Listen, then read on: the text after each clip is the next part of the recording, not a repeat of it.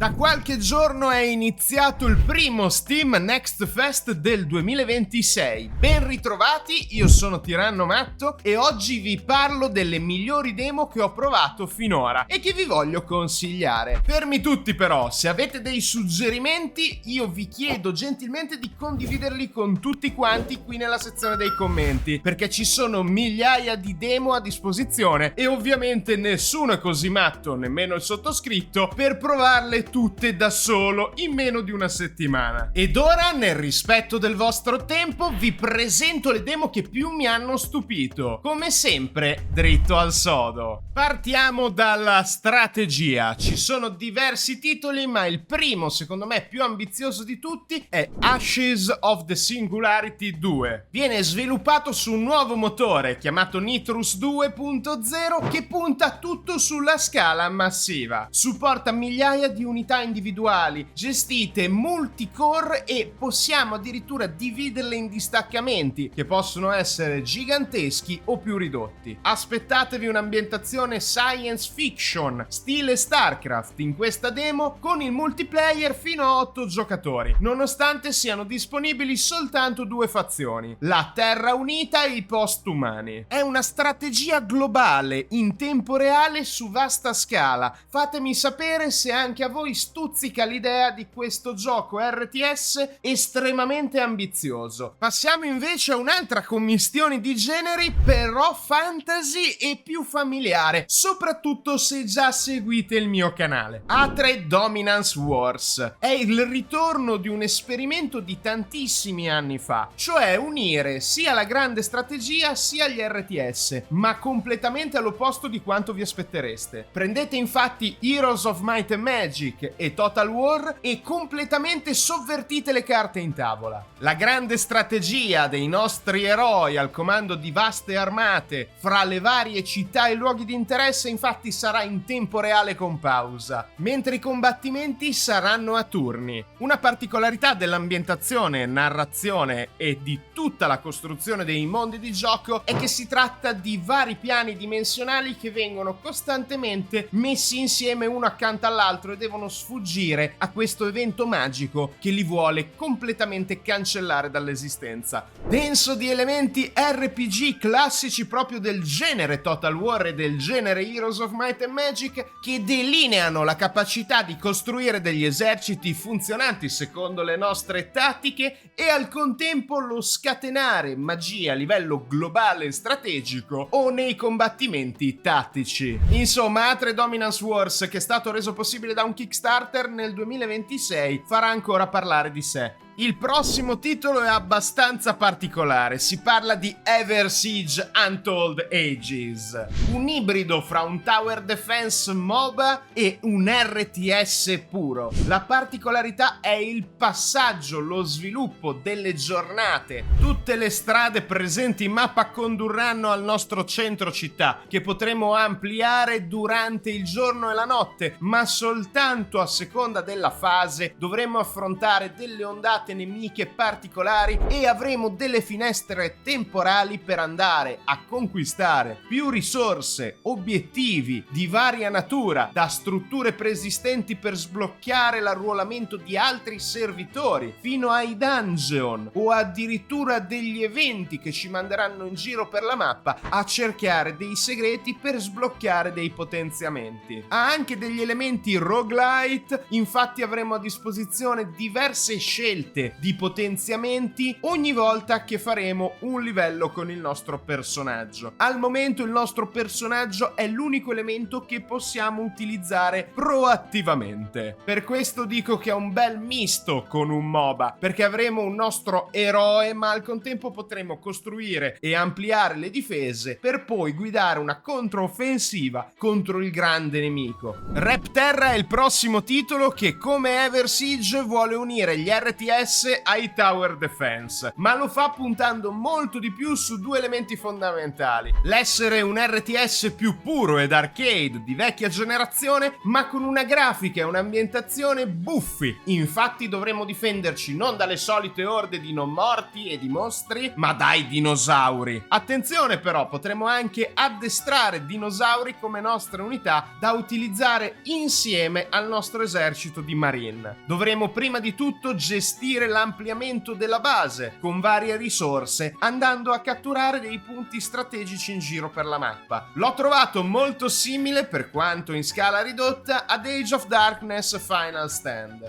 Tabletop Tavern ritorna al Next Fest con ancora più unità, eserciti e meccaniche. Già, perché non è al suo primo Next Fest questa demo. Non lasciatevi confondere dal titolo, però non si tratta di un gestionale di taverne, anzi, è un simulatore di giochi da guerra al tavolo. Sono sicuro che a molti di voi che seguono già il canale potrebbe interessare molto. Nonostante la grafica di questo solo dev è ovviamente più indie e semplificata, quadrettosa, l'ho trovata molto piacevole. Si tratta di un Total War indie con elementi roguelike. Dovremo costruire un esercito e progredire all'interno di avventure lineari in cui potremo potenziare la nostra stack di unità, affrontare delle sfide che richiederanno tiri di dado, ma in ultimis alla fine dovremmo sempre combattere in tempo reale le battaglie, che hanno lo stesso insieme di meccaniche propri dei Total War, oltre che delle fazioni che ricordano molto Warhammer Fantasy, con qualche eccezione. È un gioco che non si prende troppo sul serio e fra i vari consigli e gli elementi in gioco, i nomi delle unità e alcuni eventi, posso dire di averlo trovato estremamente esilarante e divertente. E anche qui è disponibile la risoluzione automatica, non vi consiglio però di utilizzarla praticamente mai. Saranno a disposizione piano piano durante il percorso di sviluppo nuove difficoltà e anche qui i nomi fanno intendere molta ilarità. Passando al varietà misto, una commistione di generi vari, partiamo con Wonderburg, che più o meno ha lo stesso stile, forse un pochino più potenziato e piacevole di Tabletop Tavern. È infatti uno stile cartunesco, indie, palesemente, ma con una musica e delle meccaniche di gioco molto dinamiche e immersive. Ci ho perso infinite ore senza rendermene conto perché il gameplay è incredibile. Avremo tra le mani un villaggio semovente che potremmo personalizzare con una serie di armi di distruzione di massa e un po' come un mega Pac-Man su ruote dovremmo andare a divorare tutto ciò che è presente in questo feudo fino al risveglio del grande castello del re, che ci inseguirà assieme alle ondate di soldati, cavalieri e arcieri e altri edifici su ruote che cercheranno di prenderci e fermarci. Sono presenti eventi, variazioni, non c'è mai un solo modo di giocare la stessa partita fino alla fine e ottenere sempre più oro da spendere all'esterno per potenziare la varietà di armi di distruzione, piloti e copiloti del nostro Wonderburg. Goblin Company è un altro gioco indie incredibile che non mi sarei mai aspettato. È praticamente un Deep Rock Galactic ma con i Goblin. Contrariamente al titolo citato, questo ci porterà nella Wog Mining Inc., nei panni di un povero Goblin minatore. Sarà in terza persona, fino a 4 giocatori e cooperativo, e dovremmo scavare all'interno di questa rete di miniere, ma al contempo con tante belle innovazioni che lo rendono molto differente da giochi come Deep Rock Galactic, per esempio, come il poter utilizzare i carrelli minerari e costruire la nostra rete ferroviaria sotterranea mentre proseguiamo e avanziamo nello scavo. È sicuramente un po' grezzo, ma io vi consiglio di tenerlo d'occhio. Yahar Windrose! Finalmente è arrivata questa demo di un survival RPG action a tema piratesco fantasy. È tutto ciò che Atlas non è potuto essere, tutto ciò che Skull and Bone vorrebbe, e un'alternativa a Sea of Thieves che può essere giocato sia in server multigiocatore di massa esperienza sia in server piccoli, in hosting fra amici, sia in single player, come ho fatto io in questa demo. Ci ho giocato veramente tanto, nonostante la demo sia limitata alla prima area iniziale del tutorial. Ci sono varie difficoltà e una grande personalizzazione. La narrativa è semplice e diretta, la grafica è davvero tanto piacevole, i sistemi di sopravvivenza, di combattimento e di navigazione non lasciano a desiderare, per quanto siamo ancora in una fase preliminare dello sviluppo. Windrose promette benissimo e vi consiglio assolutamente di avventurarvi nei Caraibi e provare l'ebbrezza della pirateria. È il momento di passare ai giochi di ruolo, gli RPG, iniziando con 1348 Ex Voto, un titolo tutto italiano in cui interpreteremo una cavaliera medievale in un borgo italiano, proprio subito dopo la Grande Peste Nera. Non voglio farvi spoiler sulla storia, ma vi posso dire che uno dei protagonisti principali è doppiato proprio da Jennifer English, la doppiatrice pluripremiata per Baldur's Gate 3 e Clair Obscur Expedition 33. A livello di gameplay, Ex Voto è ancora grezzo e sicuramente ha tanti problemi anche grafici da dover curare per arrivare a un buono stato di sviluppo e andare così gold, essere rilasciato. Lo teniamo d'occhio senza avere il dente avvelenato e senza alzare troppo l'asticella delle aspettative. Rimanendo nel genere RPG ma cambiando sottogenere, sempre d'azione ma isometrico, parliamo di Darkhaven. Sviluppato da moltissimi oriundi e orfani della Blizzard che hanno lavorato a Diablo 2, questo action RPG era già stato anticipato con il nome provvisorio Project Moonbeast e adesso ci arriva in questa demo che porta assolutamente delle rivoluzioni nel genere. In primis la verticalità e la distruttibilità di tutte le mappe di gioco. Nella demo avremo a disposizione soltanto la prima classe e già dimostra una profondità di struttura e una forte scelta di design per quanto concerne gli elementi più classici del genere Diablo-like o PoE-like. Ho trovato la grafica molto piacevole e gli elementi di gioco abbastanza una sfida a livello hardcore. Ho poi riprovato a una difficoltà meno elevata e devo ammettere che le meccaniche sono intriganti. Ovviamente è soltanto un anticipo, uno sneak peek di ciò che verrà. Teniamolo d'occhio. Arriviamo a Terrinoth Heroes of Descent, questo adattamento dello storico gioco da tavolo Descent arriva però in un formato differente, più moderno e più gioco di ruolo alla Baldur's Gate. Avremo a disposizione ben 5 eroi durante questa demo, in un insieme di missioni introduttive che dimostreranno la capacità di rimanere familiari al genere fantasy e a Dungeons and Dragons, pur avendo una natura di regole, di ambientazione e di narrazione propri.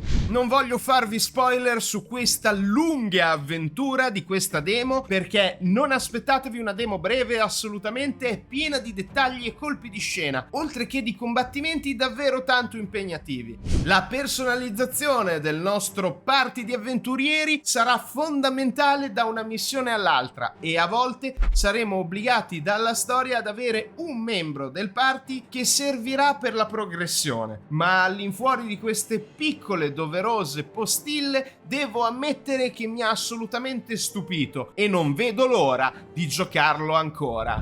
Passiamo adesso ai titoli d'azione più intensi, partendo da 03 Hollow Descent. Si tratta di un isometrico d'azione veramente peculiare, sviluppato da un solo dev italiano. L'ambientazione science fiction horror riesce a sposarsi perfettamente con la difficoltà dei livelli. Se vi piace il genere, io vi consiglio di provarlo perlomeno e di tenerlo d'occhio per ulteriori sviluppi. Il Kickstarter dovrebbe arrivare verso aprile. Un altro gioco d'azione un po' fantascientifico, un po' horror è Armatus. Si tratta di un simulatore stile Warframe in una Parigi di un oscuro futuro in cui i demoni hanno conquistato la terra. Avremo una sorta di armi a disposizione del nostro guerriero, principalmente armi a distanza, ma non disdegnerà anche l'utilizzo di abilità corpo a corpo. Sarà anche pieno di elementi roguelike durante la progressione mappa per mappa, dove potremo potenziare sia le nostre difese, sia le nostre armi e le nostre abilità. Arriveremo alla fine a un demone maggiore, molto difficile da battere. Nella demo non abbiamo tutti gli elementi roguelike che si trasferiscono da una partita, da una run all'altra, ma io vi consiglio di tenerlo d'occhio perché è unico nel suo genere. Wielder of the Essence, dagli sviluppatori Lava Potion di Songs of Conquest, è un survivor d'azione con il flavor alla Heroes of Might and Magic. Infatti è ambientato proprio in questa alternativa visione del formato strategico proprio di Lava Potion. Essendo un gioco survivor, la sua azione è abbastanza automatizzata, ma avremo delle responsabilità soprattutto nei confronti del percorso di livello in livello e nel potenziamento del nostro insediamento. Lo stile grafico pixeloso non è per tutti, ma secondo me vale la pena che vogliate una possibilità alla demo.